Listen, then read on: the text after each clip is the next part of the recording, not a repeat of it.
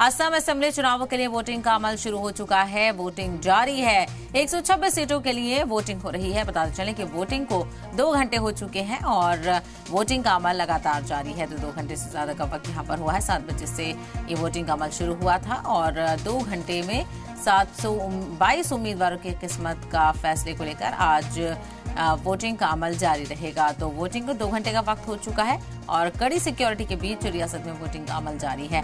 तो असम में आज वोटिंग हो रही है और लोग अपने हक राय दही का इस्तेमाल कर रहे हैं। 126 सीटों के लिए वोटिंग हो रही है। अलग अलग इलाकों में पोलिंग बूथ्स बनाए गए हैं, स्मार्ट बूथ्स भी बनाए गए हैं, पिंक बूथ्स भी बनाए गए हैं और खास निगरानी रखी जा रही है। तमाम जो ऑफिसर्स हैं वो जोश और जज्बे के साथ सभी वोटर्स से उनके वोट डलवा रहे हैं। तो अलग अलग इलाकों में अलग अलग लोग पहुंच रहे हैं और अपने हक राय दही का इस्तेमाल कर रहे हैं। तो एक सन्नाटा है और दूसरी तरफ वोटिंग के अमल के लिए काफी हलचल देखने को मिल रही है क्योंकि आज जमहूरियत का मौका है। आज 126 सीटों के लिए वोटिंग होनी है और 126 सीटों पर जो उम्मीदवार हैं उनकी किस्मत का फैसला भी ईवीएम में कैद हो जाएगा। तो असम असेंबली चुनावों के लिए वोटिंग का अमल जारी है। 126 सीटों के लिए वोटिंग हो रही है। वोटिंग को 2 घंटे का वक्त बीत चुका है और अलग अलग जगहों से मुस्बत असर सामने आ रहे हैं जहां पर लोग बड़ी तादाद में अपने हक राय दही का इस्तेमाल करने के लिए निकल रहे हैं।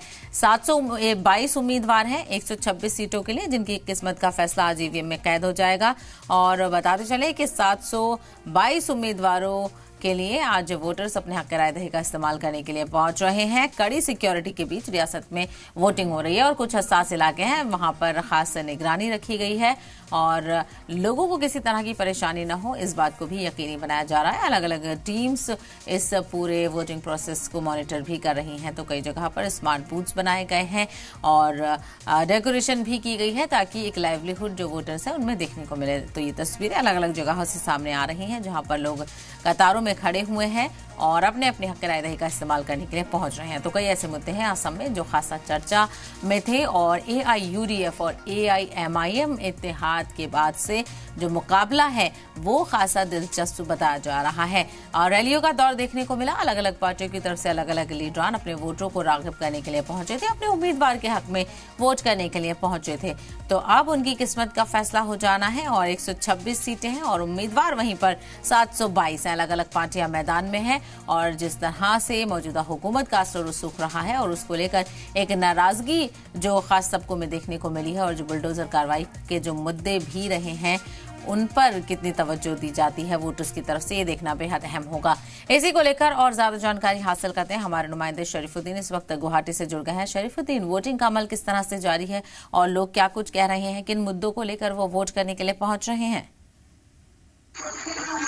हाँ, जैसे कि आज सुबह 7 बजे से मतदान शुरू हो चुका है और लगातार असम के विभिन्न जो विधानसभा सीट है वहां के साथ साथ गुवाहाटी के जो विधानसभा सीट है वहां पर लगातार मतदान चल रहा है। 7 बजते ही मतदान शुरू हो चुका है और देखा जाए तो असम में करीब 2.5 करोड़ से भी ज्यादा मतदाता आज फैसला करेंगे कौन होगा असम का सरकार, किसने कौन सा पार्टी बनाएंगे। इस पर खास तौर से मतदान लगातार चल रहा है और खास तौर से मैं अभी जिस केंद्र में हूँ ये है दक्षिण गांव जो हाई स्कूल का जो केंद्र है, मैं यहाँ पे उपस्थित हूँ और यहाँ पे सुबह 6 बजे से ही बड़ी तादाद में लोग पहुंच चुके हैं और 7 बजते ही जो मतदान शुरू हो चुका है और अभी लगातार बारिश हो चुकी है। बारिश के कारण लोग थोड़ा छितर-बितर हो चुके हैं, लोग लाइन में लगे थे क्योंकि बारिश हो चुका है। बारिश के कारण थोड़ा लाइन से जो बारिश जहाँ पे नहीं है जो बरामदे में पहुंच चुके हैं, परंतु जो भीड़ देखी जा रही है कि उससे जैसे बारिश नहीं आने से लगता था कि 100% पोलिंग हो सकती थी इस केंद्र में, परंतु जो अभी बारिश जो हो रहा है बारिश के कारण जो अभी मतदाता थोड़ा देखे जा रहे हैं। मेरे इस साइड से ही ये मतदान केंद्र दक्षिण गांव हाई स्कूल हम थोड़ा जो दिखाने की कोशिश करेंगे कि यहाँ पे जो लोग अभी इसके कारण ही थोड़ा अलग थलग दिखे जा रहे हैं। इस तरह से लोग अभी सब लाइन से तोड़कर जो निकल आए हैं, लाइन तोड़ चुके हैं क्योंकि जो ये खास तौर से बारिश जोरदार बारिश हो चुकी है, इसलिए लाइन से निकल आए हैं। परंतु देखा जाए तो लगातार जो यहाँ पे मतदाता मौजूद है और बारिश के कारण ही मतदाता लाइन से बाहर आ चुके हैं। बिल्कुल, लोग अलग अलग जगहों में अपने हक की राय दही का इस्तेमाल करने के लिए पहुंच रहे हैं। और शरीफुद्दीन, कितना दिलचस्प चुनाव हुआ है, क्योंकि कुछ रिवायती पार्टियां रही हैं, उनमें ही मुकाबला देखने को मिला। लेकिन इस बार एमआईएम की एआईयूडीएफ से इत्तेहाद को लेकर चर्चाएं काफी तेज है। क्या एमआईएम की वजह से जो छोटी पार्टियां हैं उनको फायदा होगा, या फिर जिस तरह से उस पर इल्जाम लगता है कि वो बीजेपी की बी टीम है और वो उसको फायदा पहुंचाती है और छोटी पार्टियों को नुकसान हो जाता है? हाँ, जैसे कि इस बार जो असम विधानसभा चुनाव हुआ है, इसमें एक बात खास तौर से एआईयूडीएफ ने एआईएमएम के जो प्रमुख है असदुद्दीन अवैसी को स्टार कैंपेनिंग के तौर पर असम में बुलाया। और असम के खास तौर से मुस्लिम जनबहुल जिस इलाके में एआईयूडीएफ के कैंडिडेट थे, वहां पे खुद असदुद्दीन अवैसी जाकर जोरदार नारेबाजी की है और कैंपेनिंग की है। और इसमें से एक बात साफ हो जाता है कि असम में ये नारेबाजी का इफेक्ट जरूर होगा, क्योंकि एक तरफ देखा जाए तो भारतीय जनता पार्टी के जो वोटर्स है, हिंदुत्ववाद का जो वोटर है, वो वोटर खास तौर से ये नारेबाजी करने के बाद इनका जो रवैया देखा गया था कि उनका लगातार जो कह रहे थे कि ये नारेबाजी नहीं करना चाहिए था, नारेबाजी करना गलत है, ये धार्मिक नारेबाजी भी हुई थी। देखा जाए तो इसका इफेक्ट जरूर एआईयूडीएफ को कुछ ना कुछ होगा।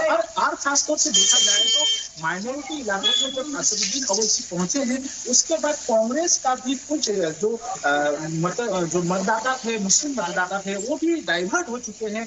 और देखा जाए तो लगातार असदुद्दीन अवैसी की असम की राजनीति में एंट्री करने के कारण कुछ ना कुछ तो जरूर होगा, और इसमें एआईयूडीएफ को फायदा भी मिल सकता है और नुकसान भी हो सकता है। बिल्कुल बिल्कुल, देखना बेहद अहम होगा कि किस तरह से नतीजे निकलकर सामने आते हैं और कितने फीसद आज वोटिंग का अमल देखा जाएगा। बहुत शुक्रिया शरीफा, हमारे साथ इस हवाले से जानकारी साझा करने के लिए। तो गुवाहाटी के दिसपुर असेंबली सीट का दक्षिण गांव हाई स्कूल वोटिंग सेंटर, इस पोलिंग बूथ पर असम ही नहीं पूरे मुल्क की नजरें हैं। वजह असम के गौरव जुबीन गर्ग का यही वोटिंग सेंटर है। आपको जानकर हैरानी होगी कि जुबीन गर्ग का नाम वोटर लिस्ट में काटा नहीं गया है। इलेक्शन कमीशन ने असम में एसआईआर प्रोसेस के बावजूद जुबीन को जिंदा रखा है। सलाम टीवी के नुमाइंदे मोहम्मद शरीफुद्दीन ने खबर दी है कि जुबीन गर्ग के तई लोगों के प्यार को देखते हुए बीएलओ मोहम्मद तफाजुद्दीन ने एसआईआर के प्रोसेस के बावजूद वोटर लिस्ट से जुबीन का नाम नहीं काटा, बल्कि लिख दिया जुबीन गर्ग अमर रहे। मैं अभी गुवाहाटी के एक ऐसे मतदान केंद्र में हूं, जिस मतदान केंद्र में खास असम का जो व्यक्तित्व था जुबीन गर्ग, वो मतदान करने पहुंचते हैं। और आज मतदान चल रहा है। उसी बीच हम उसी बीएलओ से बातचीत करने जा रहे हैं जिसने एसआर के जरिए जुबीन गर्ग का नाम नहीं काट सका। और आज वोटर लिस्ट में जो 2026 का विधानसभा चुनाव है, उसमें वोटर लिस्ट में जुबीन गर्ग का नाम है और आज उपस्थित नहीं है जुबीन गर्ग। उनसे सीधे ही बातचीत करने जा रहे हैं कि उनका क्या कहना है, क्यों नहीं काट पाए जुबीन गर्ग का नाम। आज मतदान चल रहा है। मतदान में खास तौर से देखा गया कि जुबीन गर्ग का नाम आपने नहीं काट सके हैं आज मतदान के दिन। क्या कहना चाहते हैं? नमस्कार, आपको चैनल को पहले धन्यवाद दे दिया और ऑल इंडिया ऑल पीपल को धन्यवाद दे दिया। जुबीन गर्ग जब इंतकाल हो गया तब एसआर का काम चलता रहा था। उसी टाइम में मैं उसका मौत लिखने के लिए नहीं सका, मेरा हाथ कांपने लगा। अगर अंतर में नहीं लगा, मैं नहीं लिखा, मैं लिख दिया था जुबीन गर्ग अमर होना चाहिए, बी इमोर्टल फॉर एवर, और उसका आत्मा स्वर्ग में रहना चाहिए, stay at heaven forever, be peaceful and comfortable forever. ऐसा 3 सेंटेंस लिखा था, ज़्यादा नहीं लिखा था। और उसका नाम अभी भी वोटर लिस्ट में है, अभी तक है।